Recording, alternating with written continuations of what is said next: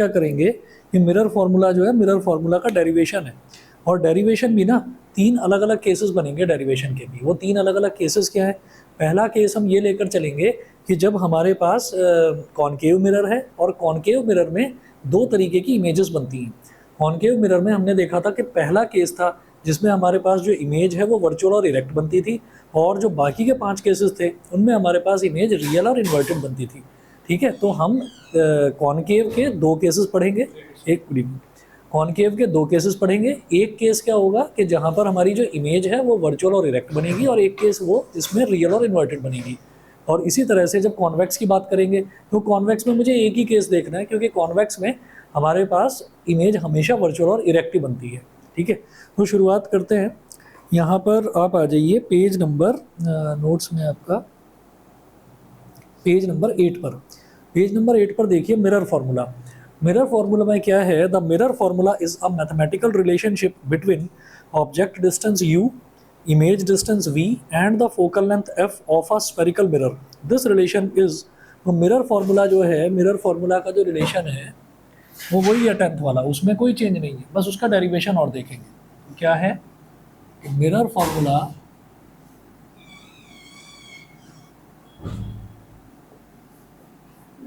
Good evening. Mirror formula ये हो जाएगा 1/v plus 1/u is equal to 1/f। ये होता है मिरर फार्मूला। तो ये किस किस के बीच में रिलेशन है? ये ऑब्जेक्ट डिस्टेंस, इमेज डिस्टेंस और फोकल लेंथ, इन तीनों के बीच में रिलेशन है मिरर फार्मूला। उसके बाद देखेंगे derivation of mirror formula. Derivation of mirror formula for a concave mirror when it forms a real image. तो अब हम रियल इमेज वाला केस देखेंगे। रियल इमेज कौन सी इमेज होती है? जो मिरर के सामने ही बनती है, पीछे नहीं बनती, उसको हम रियल इमेज बोलते हैं। तो consider an object A B, consider an object AB placed on the principal axis beyond the center of curvature of a concave mirror of small aperture as shown। ठीक है, तो जरा देखते हैं कि हमने एक कॉनकेव मिरर ले लिया और हमारा टॉपिक है derivation of mirror formula.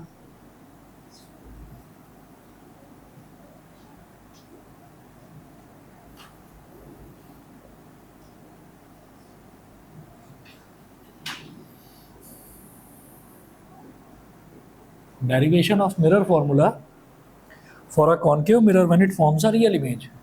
For a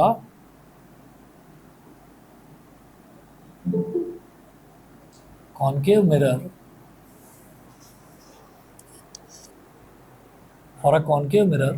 when it forms a real image,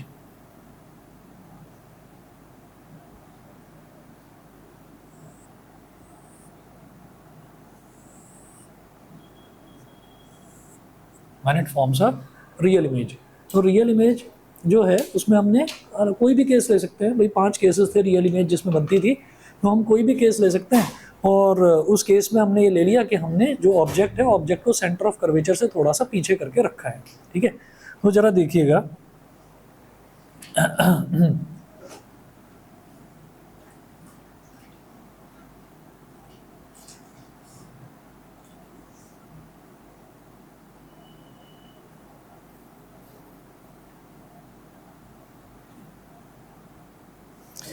ये हमारे पास मिरर हो गया, और यहाँ पर हमने एक ये अपना प्रिंसिपल एक्सिस बना लिया ऐसे, ये प्रिंसिपल एक्सिस हो गई। ठीक है, उसके बाद यहाँ पर हम फोकस बनाएंगे। फोकस हो गया। लगभग जितना डिस्टेंस पोल से फोकस तक का लेंगे उतना ही डिस्टेंस फोकस से सेंटर ऑफ कर्वेचर तक का लेंगे। ये हमारा पोल हो गया। हम क्या कर रहे हैं यहाँ पर? हम ऑब्जेक्ट को सेंटर ऑफ कर्वेचर के बियॉन्ड रख रहे हैं। हमने ये कर दिया, ये हो गया ए बी। अच्छा जी, ए बी हमारा क्या हो गया? ऑब्जेक्ट हो गया। अब देखिएगा कि जैसे यहाँ पर ये ऑब्जेक्ट है, तो यहाँ से एक ray of light principal axis के पैरेलल निकली, एक रे ऑफ लाइट गई प्रिंसिपल एक्सिस के पैरेलल, प्रिंसिपल एक्सिस के पैरेलल गई। तो जो भी ray of light principal axis के पैरेलल जाएगी वो मिरर से टकराने के बाद फोकस से गुजरेगी।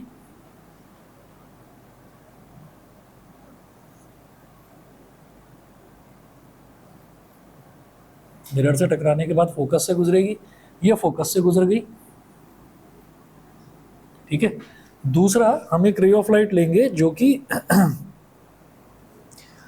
सेंटर ऑफ कर्वेचर से गुजरती है,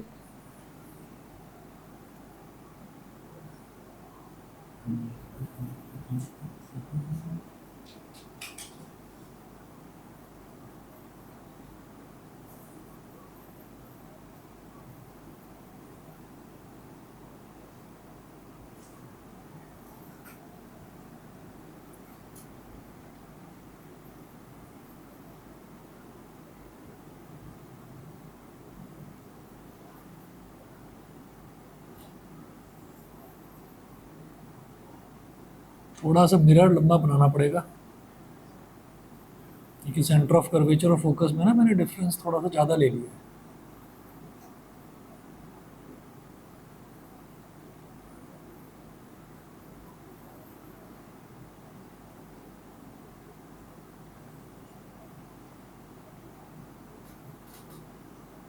ये ऐसे गई और टकराकर ऐसे ही वापस आई।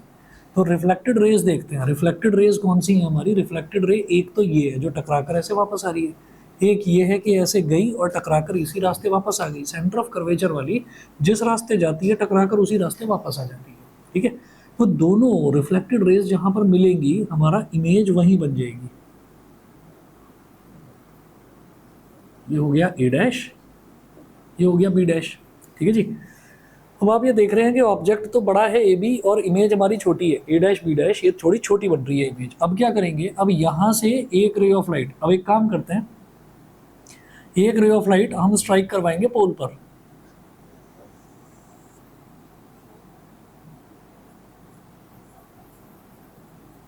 ये हमने पोल पर स्ट्राइक कराई, तो जितने एंगल पर स्ट्राइक करेगी उतने ही एंगल पर रिफ्लेक्ट होकर चली जाएगी। वो भी तो रिफ्लेक्टेड रे है। और रिफ्लेक्टेड रेज कितनी भी हों, आप इसमें ऐसा भी कर सकते हैं कि एक रे ऑफ लाइट फोकस से गुजारे तो वो मिरर से टकराकर प्रिंसिपल एक्सिस के पैरेलल हो जाएगी, वो भी यहीं से जाएगी। तो रिफ्लेक्टेड रेज जितनी भी होंगी सारी की सारी जिस पॉइंट पर मिलेंगी वो वहीं मिलेंगी जहाँ पर आपकी इमेज बन रही है। तो हमने कहा कि एक इंसिडेंट रे ये आई जो पोल पर टकराई, तो भाई ये भी यहीं पर यहीं से होकर जाएगी जहाँ पर आपकी इमेज बन रही है, जहाँ पर इमेज बन रही है वहीं से होकर जाएगी, ठीक है। तो ये हमारे पास हो गया फाइनल, जो हमारा डायग्राम हमको बनाना था ये हो गया। अब इसके बाद आपको ना दो तीन चीज़ें यहाँ पर नोट करनी है। हमने A dash B dash A B F C P ये सब कुछ नोट कर लिया। इसके अलावा हम ये कहेंगे कि यहाँ वाला जो पॉइंट है ना जहाँ पर ये पहली रे ऑफ लाइट स्ट्राइक कर रही है, इस वाले पॉइंट को हमने एम मान लिया। और कुछ चीज़ें मेंशन कर देते हैं, जैसे पोल से फोकस तक का जो डिस्टेंस है, जितने भी डिस्टेंसेस हैं सारे पोल से मेज़र करे जाते हैं। तो पोल से फोकस तक का जो डिस्टेंस है दैट इज़ स्मॉल एफ यानी कि फोकल लेंथ। पोल से ए डैश बी डैश यानी कि इमेज तक का जो डिस्टेंस है that is taken as V, इसको वी बोलते हैं, वी मतलब इमेज डिस्टेंस। और पोल से ए बी यानी कि ऑब्जेक्ट तक का जो डिस्टेंस है that is taken as U, इसको यू बोलते हैं। ये यू हो गया, ठीक। आगे चलेंगे।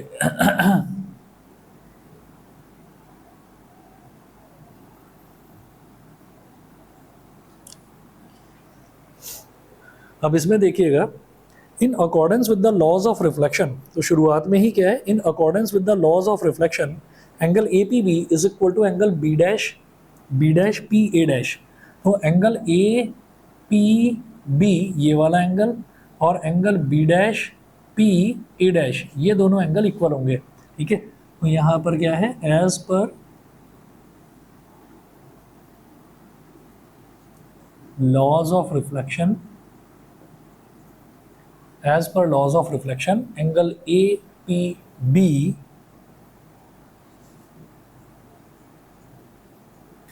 is equal to angle B dash PA dash is equal to angle B dash PA dash। ये हो गया, इसको बोल दिया इक्वेशन नंबर 1। उसके बाद देखिए क्या मेंशन कर रखा है यहाँ पर नोट्स में, using Cartesian sign convention we find object distance जो है that is taken as minus you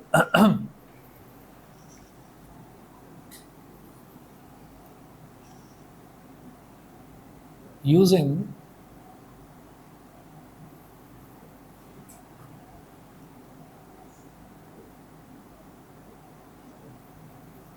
Cartesian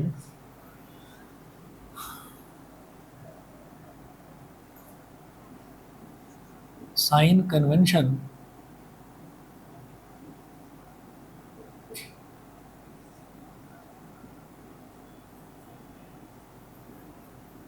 object distance object हमारा क्या है, ए बी, यहाँ से लेकर पोल तक का जो डिस्टेंस है, object distance B P is equal to minus U, B P is equal to minus U, image distance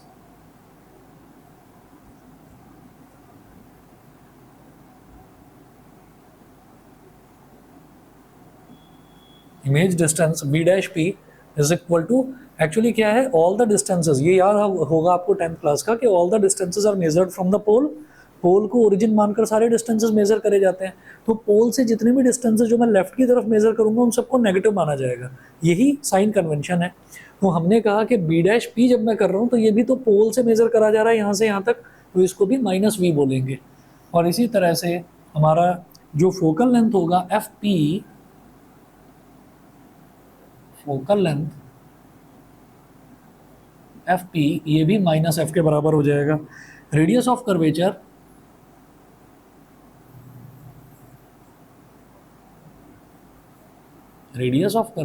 C P, यानी कि सी से लेकर और पी तक वाली जो लेंथ, ये मैंने मेंशन नहीं करा, सी से लेकर पी तक वाली जो लेंथ है ये हो जाएगा minus R, radius of curvature minus R, ये फोकल लेंथ का डबल होता है। ठीक है जी, तो इसको माइनस आर को माइनस 2f भी आप लिख सकते हैं, माइनस आर लिख दीजिए या फिर लिख दीजिए माइनस का 2f। ठीक, उसके बाद देखें, it is clear that triangle A dash B dash C is similar to triangle A B C. तो triangle A dash B dash C is similar to triangle A B C. तो हमारे पास दो triangles हैं, triangle A dash B dash C और triangle A B सी। ये जो दोनों ट्राइंगल्स हैं, ये दोनों ट्राइंगल सिमिलर हैं। अब ना वो सिमिलैरिटी क्राइटेरिया वगैरह मत लगा देना जो 10th क्लास में करते थे कि ये एंगल इसके इक्वल है, ये साइड इसके इक्वल है या प्रोपोर्शनल है, वो नहीं करना आपको। आपको दिखाई दे रहा है, बस आप लिख देंगे कि हाँ भाई वो सिमिलर है। ठीक है, और मैं समझा देता हूँ, कोई भी दो ट्राइंगल्स जो हैं वो सिमिलर तब होते हैं जब उनके कोई भी दो एंगल्स इक्वल हो जाते हैं, उनको सिमिलर बोल देते हैं। तो A dash B dash C ये कहाँ पर है, आप ये देखिए, ए डैश बी डैश सी, ये छोटू सा ट्राइंगल, ये इतना सा ए डैश बी डैश सी, और दूसरा क्या, ए बी सी। ठीक, तो जब भी हम किसी ऑब्जेक्ट की बात करते हैं तो हम ये कहेंगे कि भाई ऑब्जेक्ट सीधा खड़ा हुआ है, यानी कि 90 डिग्री एंगल है ये वाला, तो ये भी 90 डिग्री एंगल है। एक एंगल ये 90 इक्वल, और ये वाला एंगल इसके इक्वल, वर्टिकली अपोजिट एंगल हो गया। दो एंगल अगर इक्वल हैं तो डबल ए सिमिलैरिटी क्राइटेरिया होता है। और जब ट्राइंगल सिमिलर हैं तो उनकी कॉरस्पॉन्डिंग साइड्स का रेशो जो है वो इक्वल हो जाएगा। ठीक है, तो कॉरस्पॉन्डिंग साइड्स क्या हो गई, ए डैश बी डैश, यहाँ लिखेंगे, इट इम्प्लाइज दैट जब दोनों सिमिलर हैं, A dash B dash upon A B is equal to B dash C upon B C is equal to, भाई देखिए कैसे लिखा जाता है, पहला दूसरा अल्फ़ाबेट इसका और पहला दूसरा अल्फ़ाबेट इसका, तो A dash B dash upon A B, दूसरा तीसरा अल्फ़ाबेट इसका, दूसरा तीसरा अल्फ़ाबेट इसका, B dash C upon B C, और पहला तीसरा अल्फ़ाबेट इसका ए डैश सी और पहला तीसरा अल्फ़ाबेट इसका ए सी। इस तरह से हम प्रोपोर्शनल दिखाते हैं कि साइड्स प्रोपोर्शनल ऐसे हैं। अब इसके बाद भाई जो जो वैल्यूज़ हैं वो वैल्यूज़ लिख लेंगे। तो जरा देखेंगे ए डैश बी डैश, मुझे नहीं पता ए डैश बी डैश की वैल्यू कितनी है। ए डैश बी डैश एक्चुअली क्या है, हाइट ऑफ इमेज, और ए बी क्या है, हाइट ऑफ ऑब्जेक्ट। तो अभी तो लिख देंगे A dash B dash upon A B, A dash B dash upon A B is equal to, हाँ जी, बी डैश सी की बात करते हैं। तो बी डैश सी कितना हो जाएगा, बी डैश सी, ये जो पीसी है ना, पीसी में से अगर पीसी में से अगर पी बी डैश को सब्ट्रैक्ट कर दिया जाए तो बी डैश सी बच जाएगा। ठीक है, वही लिख रहा हूँ, पीसी, पी से लेकर सी तक, PC minus B dash C upon B C. तो बी से लेकर सी तक ये कितना है, ये जो पूरी लेंथ है पी से लेकर बी, और उसमें से पी सी सब्ट्रैक्ट कर दो तो बी सी बच जाएगा। बताओ, समझ रहे हैं? अरे बी सी चाहिए मेरे को, तो पी बी जो है, पी बी में से पी सी को सब्ट्रैक्ट कर दो, बी सी आ जाएगा। तो P B minus P C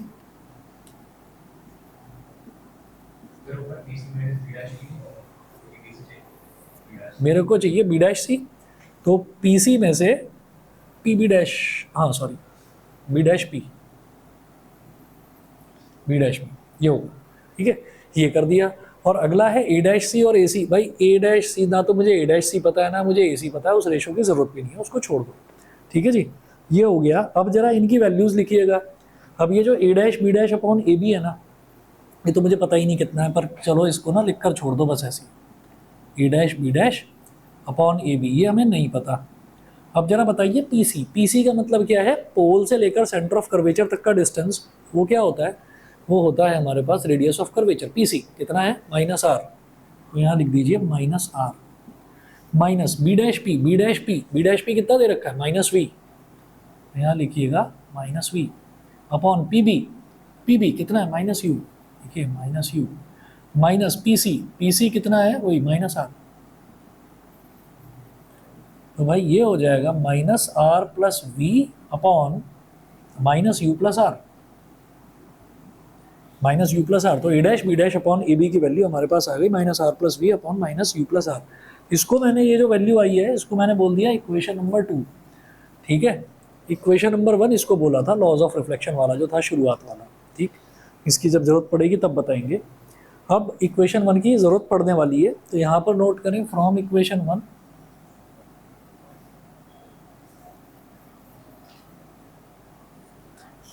from equation 1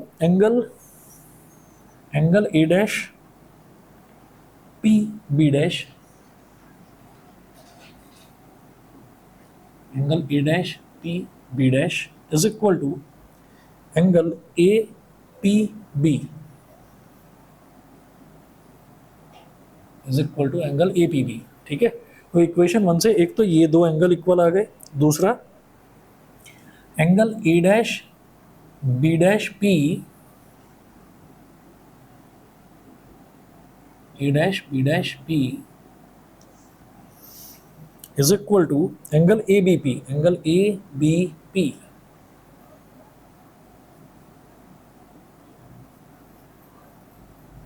is equal to 90 degree. दो एंगल इक्वल हो गए, बहुत है मेरे लिए, दो ट्राइंगल सिमिलर हो गए।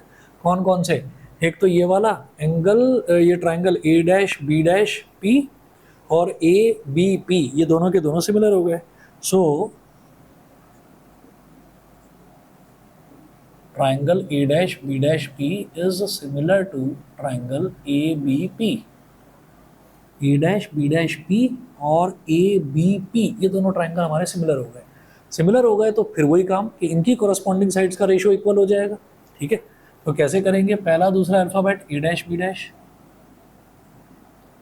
अब इस सिमिलैरिटी की आदत डाल लीजिए, रे ऑप्टिक्स में बहुत सारे ऐसे डेरिवेशंस हैं जिसमें सिमिलर ट्राइंगल्स मेरे को यूज करना है, ठीक है। चलिए जी, तो ए डैश बी डैश, पहला दूसरा alphabet A dash B dash, इसका पहला दूसरा alphabet A B, B dash P upon B P और A dash P upon A P, ये हो गया, ठीक है। अब क्या करेंगे,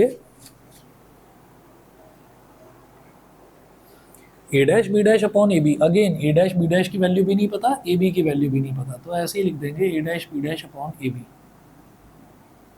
अब बात करेंगे B dash P upon B P की, तो भाई बी डैश पी, तो बी डैश से लेकर पी तक, तो बी डैश पी वहां पर देखिए ना माइनस वी है ना, माइनस वी, और बी पी भी यहाँ पर देखिए कितना माइनस यू है, तो ये माइनस यू हो गया, तो भाई माइनस से माइनस कट गया, इसको बोल दिया इक्वेशन नंबर 3। ये तीसरा वाला लिखने की मेरे को ज़रूरत नहीं है, ठीक है ना। तो इससे हुआ क्या कि जो इक्वेशन नंबर 2 है उसमें भी मेरे पास A dash B dash upon A B की वैल्यू आ गई, और जो इक्वेशन नंबर 3 है इसमें भी A dash B dash upon A B की वैल्यू आ गई, ठीक है। तो अब हम क्या करेंगे, इक्वेशन नंबर 2 और 3 दोनों को कंपेयर कर देंगे। अच्छा, और ज़्यादा टेंशन लेने की ज़रूरत नहीं है, जो मिरर फार्मूला करवा रहा हूँ ना, तो 3 अलग अलग केसेस देखेंगे, तीनों केसेस के सिर्फ डायग्राम अलग है, steps A to Z same है, सब कुछ सेम है, आप देखिएगा सब कुछ सेम है, साइन कन्वेंशन अलग हो सकता है भाई, वहाँ पर वर्चुअल एंड डायरेक्ट इमेज बनेगी, तो वर्चुअल एंड डायरेक्ट इमेज सामने नहीं बनेगी, वो इस तरफ बनेगी। वो इमेज बनाना आप देख चुके हैं, तो इमेज आप खुद ही बना लेंगे, उसमें कोई प्रॉब्लम आएगी नहीं। बाकी सारे स्टेप सेम है कि आपको पहले ये वाले 2 ट्राइंगल सिमिलर लेने हैं, फिर ये वाले 2 ट्राइंगल, जो नेमिंग करेंगे ना ट्राइंगल्स की वो भी सेम ही रखेंगे हम, ए डैश बी डैश, सीधी सी बात है, object A dash B dash ही रहेगा। है ना, ओ सॉरी ए बी रहेगा और image A dash B dash रहेगी, सेंटर ऑफ कर्वेचर सी रहेगा। ठीक है, तो आप देखेंगे कि स्टेप्स सारे सेम है, ऐसा लगेगा कि जैसे आपने बिल्कुल फोटोकॉपी ही निकाल दी है उसकी। ठीक, और बाकी जो चीज़ें हैं बस थोड़ा बहुत साइन वाइन चेंज होंगे।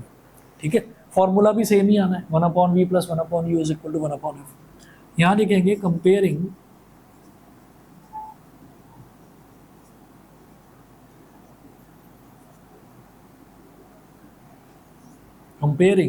Equation 2 and 3। तो इक्वेशन नंबर 2 और इक्वेशन नंबर 3 इन दोनों को कंपेयर करेंगे। तो जब कंपेयर करेंगे तो हमारे पास आ जाएगा -r+v upon -u+r is equal to v/u।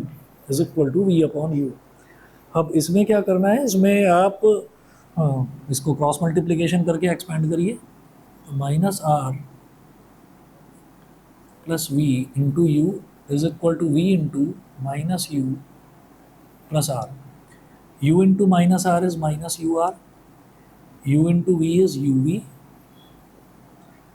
ये हो गया -uv और ये हो गया vr। vr को इधर ले आओ, uv वाली टर्म को एक तरफ ले जाओ, तो -ur -vr, uv वाली टर्म इधर -uv तो है ही और ये +uv है, इसको भी उधर ले गए तो ये हो गया -uv। ठीक है, और अब आप क्या करिए, माइनस कॉमन ले लीजिए, तो ये हो जाएगा ur + vr is equal to -uv क्या हो गया -2uv, माइनस से माइनस कैंसिल आउट हो गया, तो ur + vr is equal to 2uv, ur + vr is equal to 2uv। अब क्या करें, dividing both sides by uvr। ठीक है, वो डायग्राम अभी मिटा नहीं रहा हूँ, इस तरफ कर रहा हूँ, dividing both sides by uvr।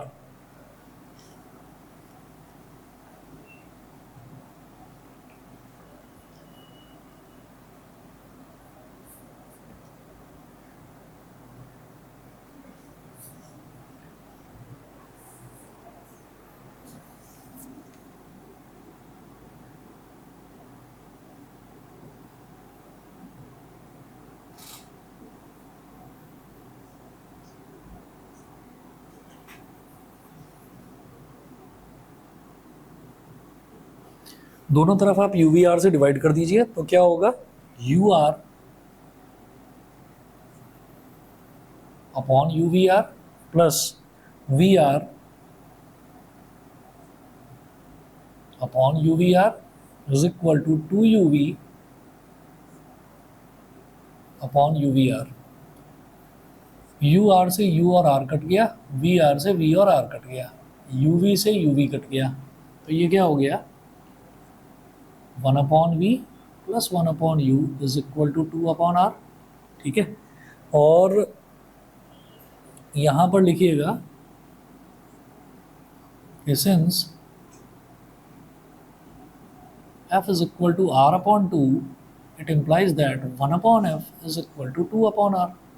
दोनों तरफ अगर रेसिप्रोकल ले लेंगे तो 1/f क्या हो जाएगा 2/r, और 2/r की जगह 1/f लिख देंगे। 1/v plus 1/u is equal to 1/f। ठीक है, तो ये आपका इस केस में हो गया जहां पर हमारी इमेज जो है कॉनकेव मिरर के केस में, जहां पर हमारी इमेज रियल बन रही है। This proves the mirror formula for a concave mirror when it forms a real image. याद रखिएगा कि जब भी कभी आपके पास पेपर में आएगा ना डेरिवेशन करने के लिए, तो वो बोलेंगे कि आपको रियल इमेज के लिए करना है या वर्चुअल इमेज के लिए करना है। ठीक है, नहीं पूछा तो फिर तो जो आपका मन करे वो कर देना। ठीक है, चलिए जी, बस मुझे 1 मिनट दीजिए, वर्चुअल वाला भी कराता हूँ, अभी आ रहा हूँ मैं।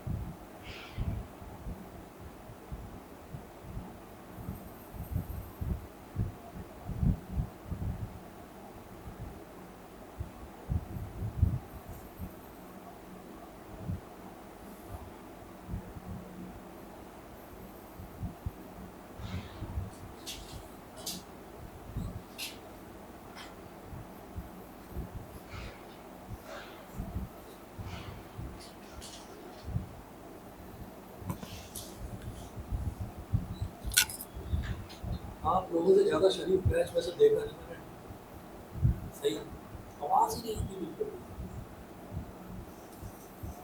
12th में तो फिर भी तुम 2-3 बच्चे बोल देते हो आप इसमें, मतलब इसमें मैथ्स में, फिजिक्स में तो सारे चुके रहते हैं।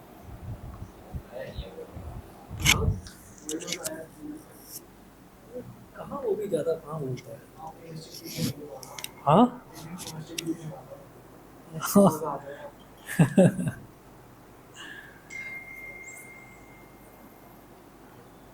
चलिए जी, अब जरा देखिएगा derivation of mirror formula for a concave mirror when the image formed is virtual.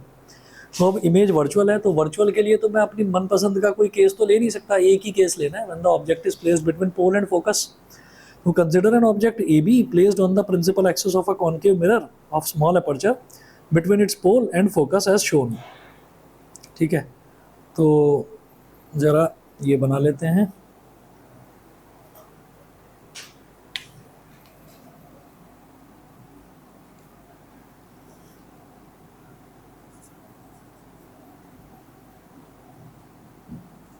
Derivation of mirror formula for a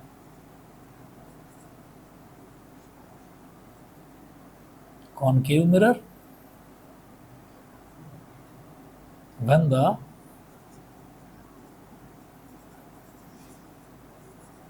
image formed is virtual।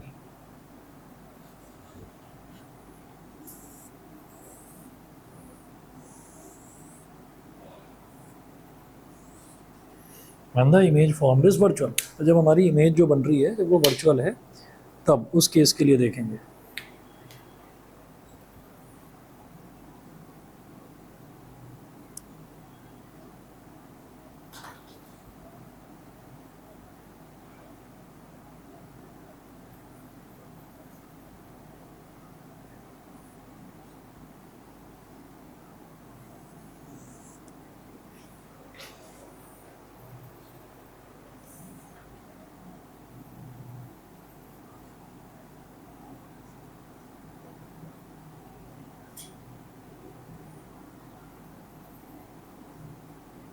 तो पोल और फोकस के बीच में ऑब्जेक्ट को रख दिया ऐसे,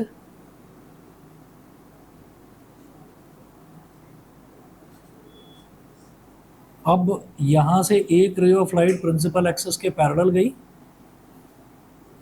एक रे ऑफ लाइट गई प्रिंसिपल एक्सिस के पैरेलल, तो जो प्रिंसिपल एक्सिस के पैरेलल गई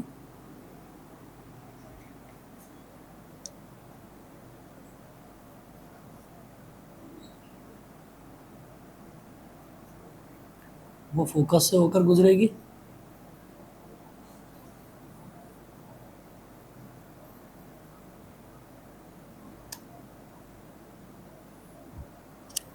ये फोकस से होकर गुजरेगी। दूसरी रे ऑफ लाइट को ऐसे अलाइन करेंगे कि वो सेंटर ऑफ कर्वेचर के साथ में ये अलाइन हो जाए, ये ऑब्जेक्ट जो है।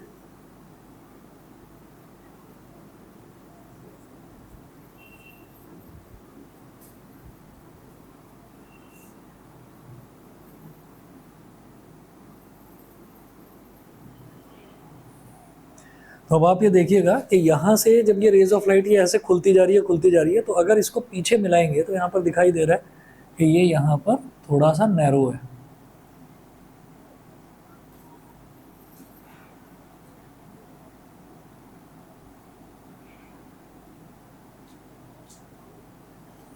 ठीक है, तो ये यहाँ पर आकर मिल गई।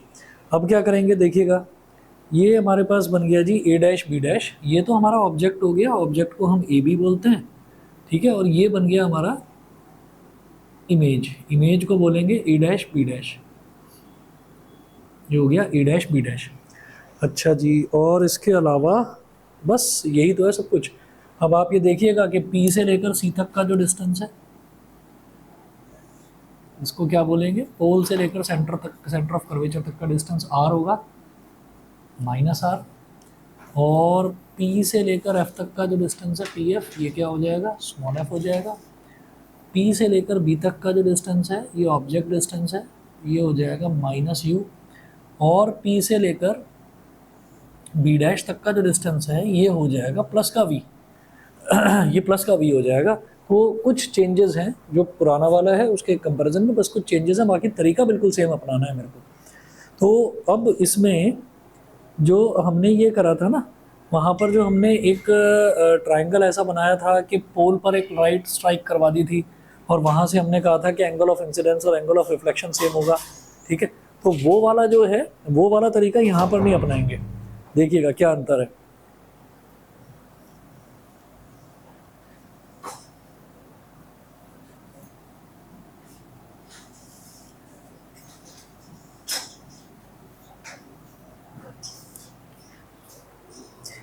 देखिएगा फिर वही चीज़ है कि using the Cartesian sign convention we find that object distance B P is equal to minus you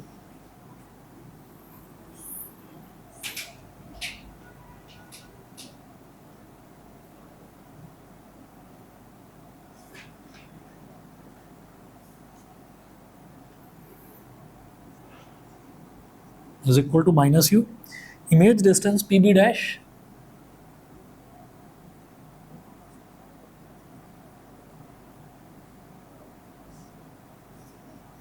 pb dash, बताइए इमेज डिस्टेंस तो प्लस का भी हो जाएगा ना। फोकल लेंथ पी एफ या F P is equal to minus F, और जो हमारा रेडियस ऑफ कर्वेचर है सी पी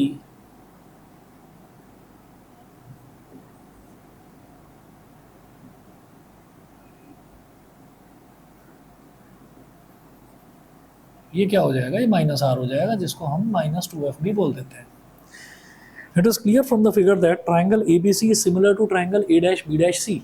तो ट्राइंगल ए बी सी ये वाला जो ट्राइंगल है और triangle A dash B dash C ये दोनों ट्राइंगल सिमिलर हो जाएंगे, ठीक है। तो triangle A B C is similar to triangle A dash B dash C, ये हो गया। अब क्या करिए, वही जो हमने रेशो निकाला था कोरस्पॉन्डिंग साइड्स का जो रेशो निकाला था वही निकालेंगे। तो A B upon A dash B dash is equal to B C, पहला दूसरा अल्फ़ाबेट ए बी, पहला दूसरा alphabet A dash B dash, दूसरा तीसरा अल्फ़ाबेट बी सी, दूसरा तीसरा alphabet B dash C is equal to A C upon A dash C, ये हो गया। इसकी खैर ज़रूरत नहीं है, छोड़ दो इसको, तीसरे की ज़रूरत नहीं है। तो A B upon A dash B dash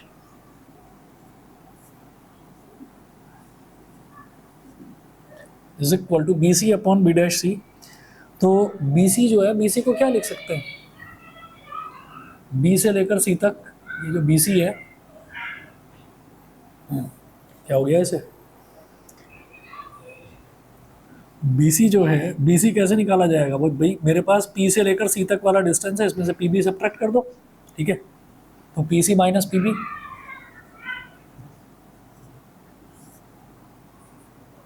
और बी डैश सी क्या है, बी डैश से लेकर सी तक वाला जो डिस्टेंस है, ये कैसे करें, बी डैश पी और पी सी, इस बार तो दोनों को ऐड करना पड़ेगा, ठीक है ना भाई। बी डैश से लेकर पी तक, बी डैश पी और पी सी दोनों को ऐड कर देंगे तो बी डैश सी हो जाएगा, B dash P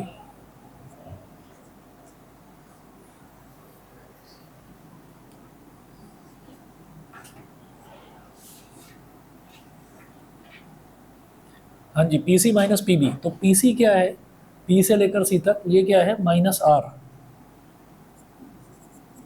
minus P B, P से लेकर बी तक ये क्या है, minus U upon B dash P. तो बी डैश से लेकर पी तक ये क्या है, वी प्लस पी सी क्या हो जाएगा, पी से लेकर सी तक ये क्या हो जाएगा, minus R.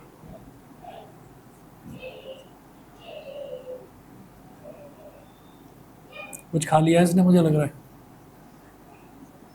Plus U upon V minus R. कुछ खा लिया है आज, हम तो जबकि बाहर का भी नहीं खिलाते कुछ। A B upon A dash B dash और इतना भी है, जैसे मान लीजिए रास्ते में आप कहीं जा रहे हैं तो ये होता है ना, इस एरिया में थोड़ी सी है प्रॉब्लम, मतलब ये जो नॉर्थ का एरिया है पूरा ही, मैं सिर्फ यहाँ की बात नहीं कर रहा हूँ, यहाँ पर घूरने तक पर लड़ाई हो जाती है ना। तो कोई किसी ने किसी को देख लिया तो एक बार नजर गई, घूर क्यों रहा है, बस इतने पे 2-3 बार घूर के इधर आ इधर आ इधर आ, जानता है मैं कौन हूँ, बस फिर जानता है मैं कौन हूँ तो हो गया झगड़ा शुरू। और उसमें भी ये होता है कि अच्छा चलो घूर रहे हैं, अगर मान लीजिए कोई गाड़ी में जा रहा है, अपनी गाड़ी में, कोई दूसरी गाड़ी में, तो अगर किसी ने ये कह दिया ना, ऐसे कर दिया, ऐसे भाई, ऐसे ऐसे ही इशारा कर दिया, भाई तू ही निकल, ऐसे करके इशारा कर दिया, उस पर भी चिढ़ जाते हैं, उस पर भी चिढ़ जाते हैं कि अच्छा ज़्यादा स्मार्ट बनकर दिखा रहा है। तो ये जो हरकत दिखा रही है, इस हरकत से जरा सी बात याद आई है कि इसको ये भी नहीं कहते, जैसे मान लीजिए हमें भी हमारे पेरेंट्स जब हम छोटे थे तो सिखाते थे ना कि किसी से मिलने जाने के बेटा नमस्ते करो, है ना, उसको नमस्ते दिखा, तो नमस्ते ऐसे करती है, ऐसे, ये भाई तू मत कर, अब कहना ही बंद कर दिया 2-3 बारों, फिर इतना मतलब शर्म सी आती है, और वैसे नॉर्मली करेगी, लेकिन उस टाइम क्या करेगी, उस टाइम पता नहीं क्या हो जाएगा, ऐसे कर देगी कुछ, कभी ऐसे कर देगी, है ना, तो तब हरकतें दिखा देगी उल्टी सीधी। अब पता नहीं क्या है, जैसे कईयों को क्या होता है कि भीड़ को देखकर, पब्लिक को देखकर, जैसे मान लो कहीं किसी फंक्शन में गए हैं, है ना, तो उसको देखकर कई तो बेचारे बच्चे नर्वस से हो जाते हैं, चुप से हो जाते हैं, ये पता नहीं कैसे एक्टिवेट हो जाती है, उसमें उल्टी सीधी हरकतें, और फिर ये लगता है कि भाई अगर कोई मिलेगा तो वो सोचेगा ये ऐसी हरकतें करती है कि घर पे भी, ये यही सिखाया गया है क्या, पता नहीं, ऐसा ही रहता है इनका। पर हाँ, कॉमेडी हो जाती है ज़बरदस्त वाली। चलिए जी, तो ये हो गया -r+u। अब इसको ना अभी के अभी क्या करा कि इसको ना अभी के अभी f के टर्म्स में लिख दिया, तो क्या करेंगे, माइनस और r की जगह क्या करेंगे, r की जगह आप लिख दीजिए, -r की जगह ही -2f लिखो ना, -2f+u अपॉन v, और -r है ना, -r की जगह लिखिए -2f। तो इसको पलटकर ऐसे लिखा जा सकता है, -2f+u अपॉन -2f+v, ठीक है, A B upon A dash B dash, तो ये हो गया A B upon A dash B dash is equal to equation, ये हमारा इक्वेशन नंबर 1 हो गया। उसके बाद दूसरा ट्राइंगल लेंगे, अब ट्राइंगल लेंगे हम एम पी एफ और A dash B dash F, ठीक है, एम वो वाला पॉइंट लेंगे हमेशा जहाँ पर हमारी ये वाली लाइन जो है, पहली वाली जो इंसिडेंट रे है, ये स्ट्राइक कर रही है, तो एम पी एफ और A dash B dash F, ठीक है, तो ये दो ट्राइंगल्स ले रहे हैं, एम पी एफ और A dash B dash F, और इसमें भी सिमिलैरिटी प्रूव नहीं करनी है, बस लिख देना है कि सिमिलर है।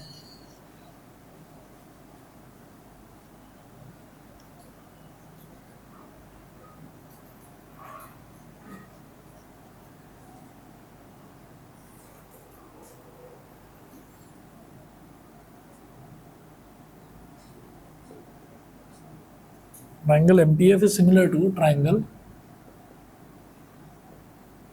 A dash B dash F.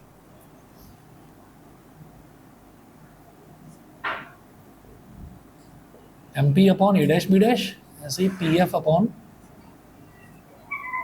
B dash F, और फिर MF upon A dash F, ये हो गया। तो अगेन तीसरे वाले की तो मेरे को ज़रूरत पड़ेगी ही नहीं, और जो MP है ना, जैसे ये MP लिखा हुआ है, तो MP बोलो या AB बोलो एक ही बात है, तो आप MP बोलने की बजाय AB बोल सकते हैं, तो ये मेरे पास हो जाएगा AB upon A dash B dash, A dash B dash, और PF upon B dash F, तो PF क्या होगा, PF P से लेकर F तक, यानी कि फोकल लेंथ नेगेटिव है, -F, और B डैश F यानी कि B डैश से लेकर F तक, तो ये क्या होगा, B dash P plus PF, B dash P plus PF, तो AB upon A dash B dash is equal to -F upon B dash P। B dash P क्या है, पॉजिटिव की तरफ है, तो प्लस का V हो जाएगा, तो इसको तो प्लस V लेंगे, और PF जो है वो वैल्यू क्या है उसकी, वो -F है ना, हमेशा याद रहे कि लेफ्ट साइड वाला है तो नेगेटिव ही लिया जाता है, तो -F हो जाएगा। तो ये हमारे पास हो गया AB upon A dash B dash is equal to minus F upon V minus F, ठीक है। इसको इक्वेशन नंबर 2 बोल दिया। बस अब दोनों को कंपेयर करना है। तो कंपेयरिंग इक्वेशन 1 एंड 2,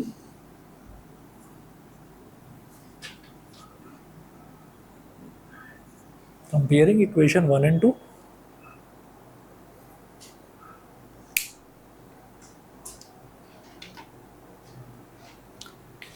ठीक। तो क्या हो जाएगा, minus 2f plus U upon minus 2f plus V is equal to minus F upon V minus F, ये हो गया। Cross multiplication minus 2f plus U into V minus F is equal to minus F minus 2f plus V, तो minus 2f V, और इन दोनों को multiply करेंगे तो minus 2f into minus F क्या हो जाएगा, प्लस 2f का square plus U V minus U F, और ये भी अगेन आपका 2f स्क्वायर हो जाएगा माइनस वी एफ, तो 2f स्क्वायर से 2f स्क्वायर कैंसिल आउट हो गया। वी एफ और वी एफ ये है, यू वी वाले टर्म को उधर ले जाओ, हाँ यू वी वाले टर्म को उधर ले जाओ, ये हो गया माइनस 2vf, एफ वी को वी एफ बोल दो, माइनस 2vf, ये इधर आकर प्लस का वी एफ हो जाएगा, और माइनस का यू एफ हमारे पास है ही, ठीक है। तो एक टर्म ये हो गई, यू वी को मैं उधर ले जा रहा हूँ, तो ये उधर जाकर हो जाएगा मेरे पास minus U V minus 2f plus V F, minus 2vf plus V F, ये हो जाएगा minus V F minus U F is equal to minus U V. अब आपको वही काम करना है कि वहाँ पर हमारे पास यू वी और आर के टर्म्स में था, यहाँ यू वी और एफ के टर्म्स में है, दोनों तरफ यू वी एफ से डिवाइड कर दीजिए। नेगेटिव कॉमन ले लो पहले, V F plus U F is equal to minus U V, minus से माइनस कट गया, दोनों तरफ आप यू वी एफ से डिवाइड कर दीजिए, रिलेशन आ जाएगा, dividing both sides by U V F.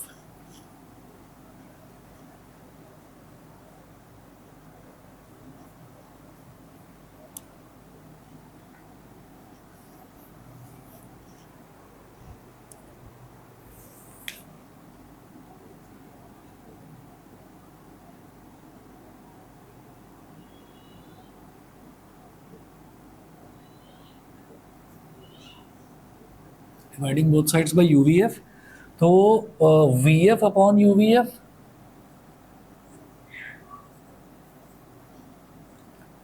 Plus U F upon U V F is equal to U V upon U V F, तो यू वी से यू वी कट गया, इधर 1, U और F से U और F cut गया, V F से V F cut गया, 1 upon U plus 1 upon V is equal to 1 upon F, हो गया मेरा फॉर्मूला, ठीक है। बस जी इतना कर लीजिए। बाकी जो तीसरा वाला केस है, तीसरा वाला केस एक बार खुद करके देख लेना, आसान है बिल्कुल, यही पैटर्न आपको फॉलो करना है, कॉन्वेक्स मिरर वाला, ठीक है। बाकी नेक्स्ट क्लास में देखते हैं। और अब जैसे सितंबर ख़त्म होने वाला है ना, मैं अक्टूबर से अब आपके ना टेस्ट भी स्टार्ट कर रहा हूँ, तो क्योंकि हमारा जो एक मेन चैप्टर है वो यही बचा हुआ है, बाकी वेव ऑप्टिक्स हो गए और वो जो 4-5 छोटे छोटे ही चैप्टर हैं, उनको ज़्यादा टाइम नहीं लगता, यही मेन चैप्टर है आपको, तो आप प्रिपेयर रहिएगा। मैं एक एक या दो चैप्टर्स करके टेस्ट स्टार्ट करूँगा, ठीक है। चलिए जी फिर, ओके।